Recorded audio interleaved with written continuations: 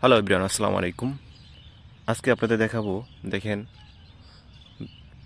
Tomato ক্ষেতের ভিতরে দেখেন কত সুন্দর কফি গাছ লাগানো হয়েছে বা কত কত সুন্দর কফি গাছ হয়েছে। দেখেন এই সবগুলো চারা লাগানো, দেখেন কত প্রত্যেকটা টমেটো গাছের ফাঁকে ফাঁকে আপনার কফি গাছ লাগাই দেওয়া হয়েছে। দেখেন ওই যে সবখানেই দেখেন কত সুন্দর কফি গাছ হয়েছে।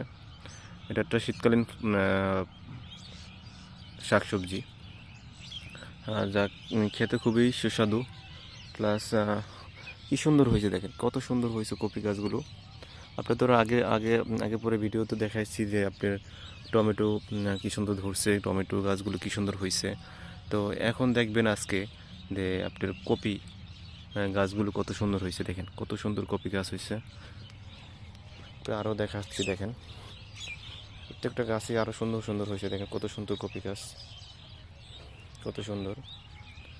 পাশাপাশি এখানে আরও ছিল, ধনিয়া পাতা ছিল, ধনিয়া পাতা উঠানো হয়ে গেছে এখন। এখানে কপি গাছগুলি কত সুন্দর, কত সুন্দর কপি কপি হয়েছে। পাশাপাশি টমেটো গাছগুলো অনেক সুন্দর হয়েছে আলহামদুলিল্লাহ।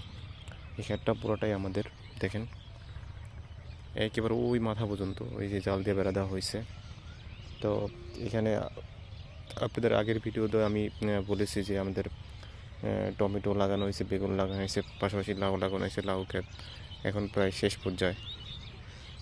তারপরে বেগুনও অনেক আলহামদুলিল্লাহ অনেক ভালো হয়েছে, এখন শেষ পর্যায়ে। যাই হোক, তো আজকের ভিডিও এই পর্যন্তই। সবাই ভালো থাকবেন, সুস্থ থাকবেন। আসসালামু আলাইকুম।